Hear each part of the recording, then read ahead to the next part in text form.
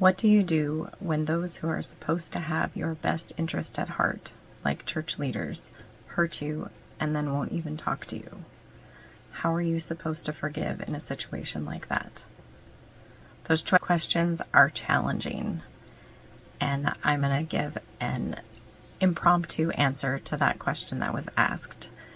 If you have similar questions, you can leave those in the comments and I will address them in future videos. How do you forgive leadership in your church when they have hurt you, especially when you are not allowed the closure with a conversation, but instead you're ghosted? It's emotionally hard, logically hard, but forgiving is a choice. It's a decision to say, I forgive. They don't owe me anything. I think where forgiveness gets hard sometimes is we've often been taught that forgiveness is a whole forgive and forget it, pretend like nothing happened. And that's hard. That's not biblical. That's why it's hard, because it's not what you're supposed to do. You choose to forgive because that sets you free and it lets God be God. Like, God, you sort all that out. You know what was right, what was wrong. I don't need to carry that burden. I don't need to try and seek justice or anything. Like, I'm giving it to you. I'm free to move on with you. That's what forgiving is. And then if the person, like in this case, it was church leadership, which just sucks all the more when people who are naming the name of Christ and saying that they are serving and leading in the name of Christ don't have the maturity to have a conversation with you and to really follow Matthew 18, to seek reconciliation, to seek understanding. Like, all of that just is terrible. It should not be happening, but it does happen.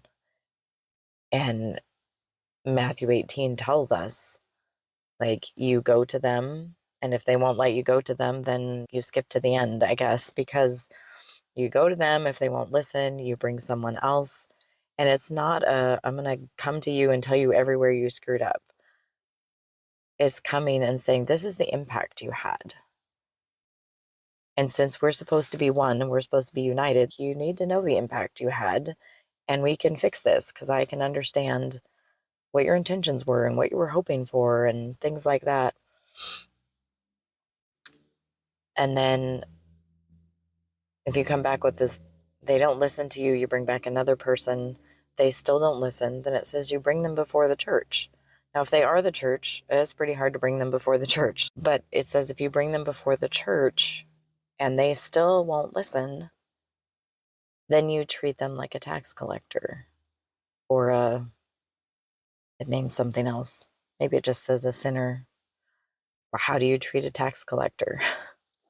We don't have them in quite the same way in our day, but part of that is, would you expect a tax collector to follow the teachings of Christ? Not if you're treating them as a tax collector versus as a brother in Christ. So there's a whole set of, like, you can't get mad at the world for sinning and being unrighteous, that they don't know any better.